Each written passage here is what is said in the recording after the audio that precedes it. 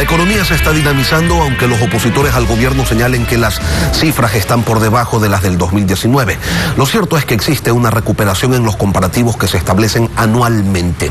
Y vamos a hablar de esos y de otros asuntos con el ministro de Economía, Pablo Arosemena. Buenos días, bienvenido a Contacto Directo. Gracias, Lenin, por la invitación. Un saludo cordial para todos tus televidentes. Entre los números positivos del régimen está el incremento de las ventas. Se recuperan a buen ritmo y, si no me equivoco, lo escuché decir hace no muchos días que cerrarán el año en 200.000 millones de dólares. ¿Eso es rebote pospandemia o hay una verdadera reactivación económica? Es una verdadera reactivación. Si tú le tocas el pulso a la microeconomía, ves que las ventas de enero a septiembre de este año superan los 160.000 millones de dólares y eso supera el mismo periodo del año 2019. El 2021 pudo haber sido año de rebote. El 2022 es un año de crecimiento sobre crecimiento, es un año de un crecimiento de reactivación y proyectando diciembre superan los 200.000 millones de dólares. Eso es una muy buena noticia porque cuando te metes en el detalle, la economía se le divide en 20 sectores y son 18 de los 20 sectores que están creciendo. Es un crecimiento de la reactivación microeconómica transversal, acompañado de un control de la inflación. Hace poco estuve en Washington, el problema mundial es la inflación. Ecuador tiene la tercera inflación más baja de todo el continente americano. Además, ayer el presidente de la República lo anunció, la cifra de empleo adecuado de mayo del 21, cuando Guillermo Lasso llega al poder, a septiembre de este año, supera el 500.000 de personas con empleo. Esos son núcleos familiares, familias que tienen a personas, perceptores de ingresos que consiguen un empleo fijo. Eso es positivo. Y ya vamos a ir al tema de los empleos, ministro, pero antes, si hay más ventas, si tenemos más ventas, se entiende que existe una correlación con el incremento en los empleos en el país. Usted acaba de decir 500.000 desde que asumieron el poder. Sin embargo, si tenemos en cuenta que ha transcurrido un tercio del gobierno y que la oferta es de 2 millones de empleos, están ligeramente en déficit, pero entendemos que la oferta inicial se mantiene o ya cambiaron de idea. Sigue siendo el mismo norte, la generación de empleo. El presidente de la República, Guillermo Lasso, ha definido ese como el norte para todas las carteras de Estado. Todo esfuerzo es para contribuir en la generación de empleo. Lo estamos haciendo, más de 500.000 de empleos creados desde que Guillermo Lasso llegó al poder. Ahora, es importante decir que tenemos más indicadores positivos. Por ejemplo, el índice de confianza empresarial, que es una encuesta anónima que hace el Banco Central todos los meses, le pregunta a los empresarios, el próximo mes usted va a vender más, usted espera ser más rentable, usted espera contratar más gente, está en el punto más alto, más de 1.600 puntos. El presidente ha dicho que a él las encuestas le importan un pito, entonces. Está bien, pero son indicadores de cómo los motores de la economía están empezando a rugir. Entonces tienes ventas en niveles históricos para los años comparables, ajustado por inflación, ajustado por población, tienes la generación de empleo, tienes el índice de confianza empresarial, tienes la inflación controlada, son indicadores positivos que también repercuten en una mayor recaudación. Eso le quería preguntar, ¿ese rugido económico se hace carne? Si el incremento de las ventas hasta agosto era un 15% superior a las del año pasado, y eso que falta diciembre y toda la dinamización que traen consigo las fiestas de Navidad y de fin de año, ¿de cuánto es el crecimiento en la recaudación de impuestos? El incremento en la recaudación tributaria en lo que va del año está 30% encima del año pasado, y cuando haces un desglose para ver cuánto específicamente es el IVA, que de nuevo es una forma de marcarle el pulso a la microeconomía, ese IVA representa un 80% de ese incremento de la recaudación. Así que son buenos indicadores, buenos síntomas que marcan que hay una recuperación que está en curso. No se puede entonces, ministro, hablar de dificultades económicas ni tampoco venir a llorar pobrezas, porque aparte de estas cifras positivas a las que usted hace referencia, tenemos que el petróleo ha estado por encima del valor presupuestado los primeros 6 meses del año, con un precio $35 por encima de lo previsto. Hay más ventas, por ende más ingresos por concepto de tributos, sin contar el hachazo de la reforma tributaria que dijeron que no iban a hacer. Pero bueno, ¿cuánto dinero adicional ha recibido el gobierno en estas dos cuentas? Aquí la palabra clave es la prudencia. El Ecuador ya vivió lo que era apostar a que el precio del petróleo se iba a mantener alto. Esa fue la década despilfarrada y producto de eso nosotros estamos saldando deudas históricas. Entonces nosotros con el petróleo somos muy prudentes. Además recordemos 3 cosas. Primero, la rotura del SOTE y del OCP en el primer trimestre de este año, que le costó al país más de 250 millones de dólares. 1, 2, los 18 días de paralización del mes de junio le costaron al país, por concepto de petróleo que no se puede exportar, alrededor de 300 millones de dólares. Y 3, estamos entrando en un entorno de recesión global. Entonces tenemos que ser muy prudentes y hacer justo lo contrario de lo que hizo esa banda del socialismo del siglo XXI. Aquí somos prudentes, mantenemos el orden fiscal, el enfoque social y el acento en la reactivación de la microeconomía nacional. Está bien ser prudente, ministro, pero a ritmo de 490.000 barriles diarios de petróleo que produce el país y con un valor del barril, con un precio del barril de crudo por $35 encima de lo presupuestado, estamos hablando de 500 millones adicionales de ingresos de enero a junio. Entonces, la cosa no es que ha estado tan mal. Mira, ¿y qué hacemos con esos recursos? Porque el presidente de la República, Guillermo Lasso, lo que ha definido es que la estrategia del orden fiscal es para poner esos recursos con un mayor enfoque en lo social. Déjame darte un par de ejemplos rápidos. Hablemos de las deudas atrasadas. Eso, ministro, exactamente. Es importante, del IES a los gobiernos autónomos descentralizados, a los jubilados, deudas que en algunos casos se remontan al 2008. Así ¿Cuánto se ha pagado? Mira, con respecto a la seguridad social, hemos pagado $300 millones por concepto de deudas que tenía el Estado con el IES del año 2011 en adelante. Hemos dicho, qué indolencia de gobiernos que no pagaron y por otro lado autoridades que no cobraron durante más de una década con la seguridad social. Además, con la seguridad social, y esto como una primicia para el presupuesto que vamos a entregar a la Asamblea en los próximos días, la proforma, se va a ver reflejado full, el 100% de la contribución del 40% del Estado de la Seguridad Social, como debe ser.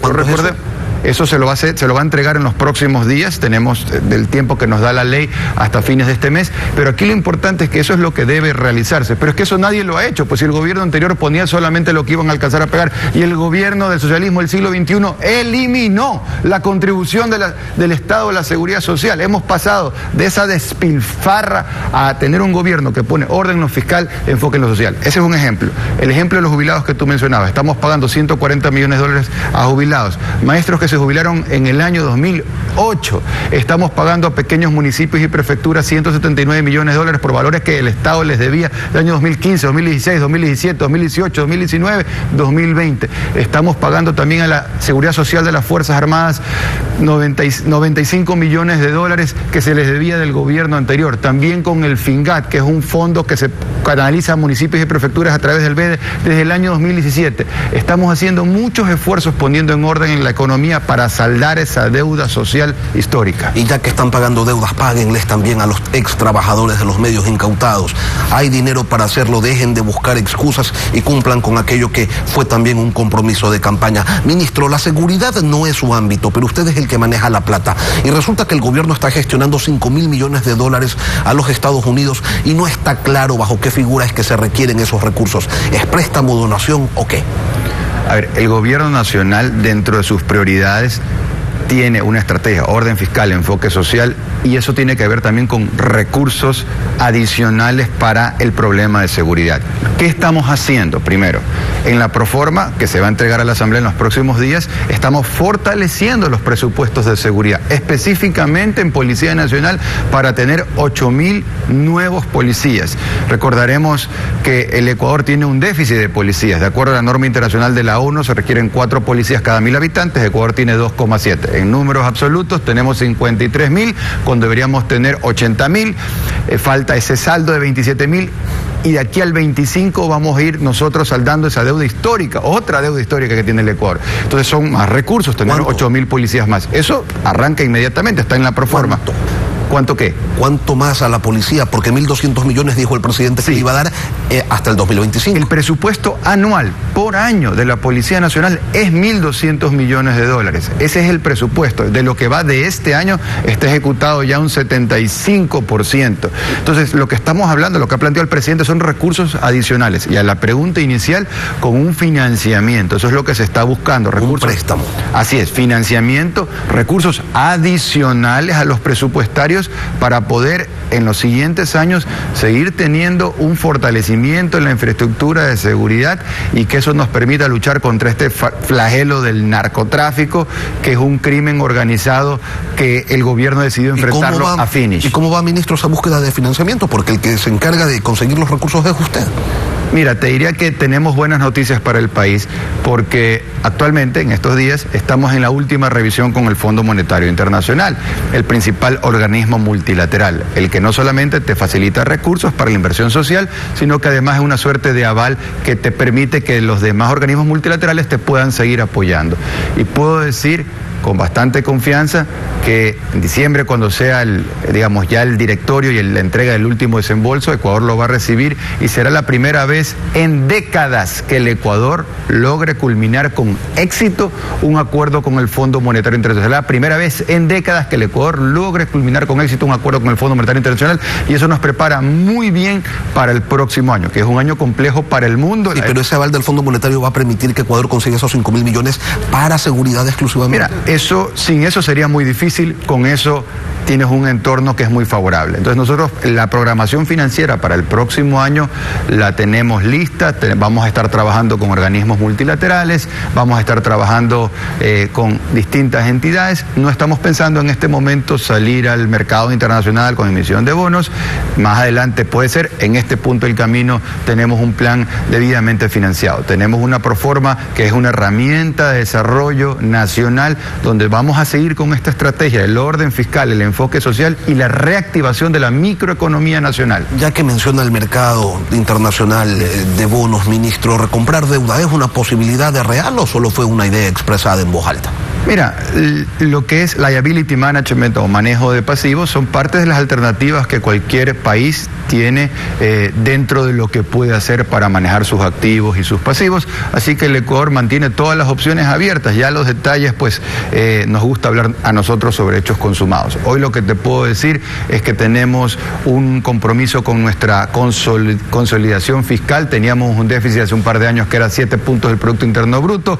Vamos a cerrar este año con 1/3 de ese déficit, con alrededor de 2 puntos del Producto Interno Bruto, y para el próximo año vamos a seguir bajando poco a poco ese déficit fiscal hasta en el 25, tal vez antes, tener un superávit fiscal. Y eso es positivo, porque esa es la única forma de romper las cadenas del endeudamiento agresivo que nos dejó el socialismo del siglo XXI. De la misma forma que en las finanzas personales o corporativas, una empresa, un individuo necesita generar superávit para poder crecer, lo mismo el país. Y hacia allá vamos, una estrategia, orden fiscal y enfoque social. Y ya que usted hace referencia al 2023, ministro, el otro día el presidente adelantó que en esa proforma que usted está terminando de ajustar, se va a incrementar el rubro para educación superior en más de 190 millones de dólares en total.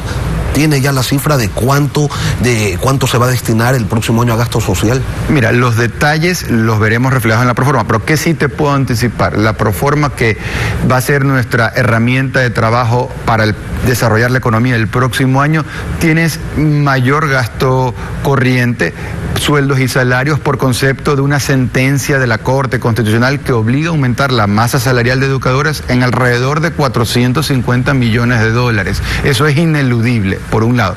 Por otro lado, estamos haciendo muchísimos esfuerzos por el lado de los ingresos, sin necesidad de subir impuestos, trabajar y tener una mejor recaudación. Eso es posible y es lo que ya hemos estado haciendo este año. Te contaba cómo hemos incrementado la recaudación tributaria. Inclusive, vale la pena decirlo, hemos bajado impuestos y hemos recaudado más. Un par de ejemplos: el ISD e ICES, impuestos a consumos especiales, que los hemos bajado, y de enero a agosto este año, que estaba, por ejemplo, en el caso del ISD del 4%. Que están analizando además una reforma arancelaria. Hemos recaudado más que el año pasado, el 5%. Entonces, eso es lo que estamos haciendo, que nos está permitiendo reactivar la economía.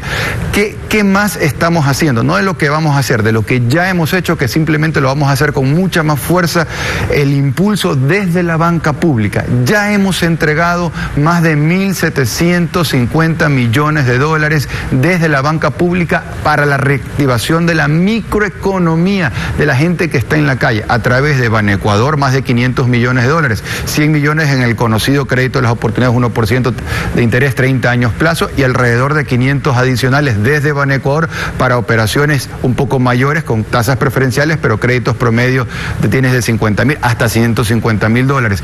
En el caso del crédito de las oportunidades del 1%, hemos beneficiado a más de 42.000 ecuatorianos con más de 100 millones de dólares. En el pasado le entregaban 100 millones de dólares a 2, 3, 4 o 5 personas. Entonces, es un cambio radical. Eso reactiva la microeconomía, también desde CONAFIPS, que es la banca de segundo piso para las cooperativas, pero yo y también desde el BEDE. ¿Cuánto le van a destinar a gasto social social para el 2023, eso ya lo deben tener definido. Sí, mira, el promedio del 21 y el 22 fueron 13.000 millones de dólares, es una cifra que le he comentado. Para el próximo año la cifra supera ese valor y está alrededor de 14.000 millones de dólares. ¿De qué estamos hablando? Del presupuesto sectorial, y sectorial es la palabra clave aquí: salud, educación, trabajo, vivienda y bienestar social. Bienestar social son bonos. En el 2019 1 millón de personas tenían bonos, en el 2022 1.455.000 núcleos familiares reciben una transferencia monetaria para poder enfrentar la situación. Ministro, 3 demandas de inconstitucionalidad tiene la reforma tributaria y la posibilidad, además, de que la Asamblea en cualquier momento la tumbe. ¿Ustedes han analizado ese escenario y cuáles serían las opciones ante aquello? Mira, se analizan todos los escenarios, siempre se tiene el plan A, el B, el C, pero nosotros confiamos en la capacidad que tiene nuestro gobierno para encontrar siempre un camino que nos siga llevando a esa reactivación, que la gente la sienta. Cuando hablamos, lo que hemos estado conversando, ventas que van a estar en el norte, los 200.000 millones de dólares este año, y que no son ventas de un sector, de 2, de 3, de 4, de 5 sectores, que son ventas del 90% de los sectores de toda la economía ecuatoriana. Cuando hablamos de que si el problema en el mundo es la inflación y Ecuador tiene la tercera inflación más baja de todo el continente latinoamericano. Cuando hablamos de que la inversión social del gobierno de Guillermo Lasso en el 2023 superará la cifra promedio de los últimos años, lo cual es un 60% más que gobiernos anteriores, son datos positivos que nos permiten saber de que vamos a ir recuperando poco a poco esa senda de crecimiento. Y el gobierno se enorgullece, podríamos decir casi que se jacta de que pese a las condiciones negativas, exógenas que tiene el país, crece el empleo, crecen las ventas. Usted hace más de un mes dijo que esperaba que en consulta popular se incluya una pregunta sobre el trabajo por horas, pero como que no le hacen mucho caso en la oficina donde se analizan esos temas. Yo creo que ahí la gran oportunidad histórica y la deuda pendiente la tiene la Asamblea Nacional, porque es en la Asamblea donde se cocinan las leyes y eso debería salir de ahí, un estado natural de las cosas, y yo veo ahí una oportunidad. Ojalá que la Asamblea esté a la altura de las circunstancias y trate un proyecto de ley que permita dar facilidad a la contratación. Ministro, con todo respeto, o sea, ténganle más confianza que incluyan una pregunta de ese tipo en la consulta popular a que la Asamblea algo que te puedo anticipar, el gobierno nacional desde el Ministerio de Trabajo va a presentar próximamente nuevas modalidades de contratación, también en la línea de facilitarle la vida a todas las personas que quieren trabajar y al emprendedor que quiere contratar. Pablo Arosemena Marriott, ministro de Economía y Finanzas, gracias por acompañarnos aquí en Contacto Directo. Y luego de la pausa volvemos con el general Wagner Bravo, ex jefe de Estado Mayor del Ejército, desde su experiencia. ¿Qué está haciendo falta para bajar la agresividad criminal que se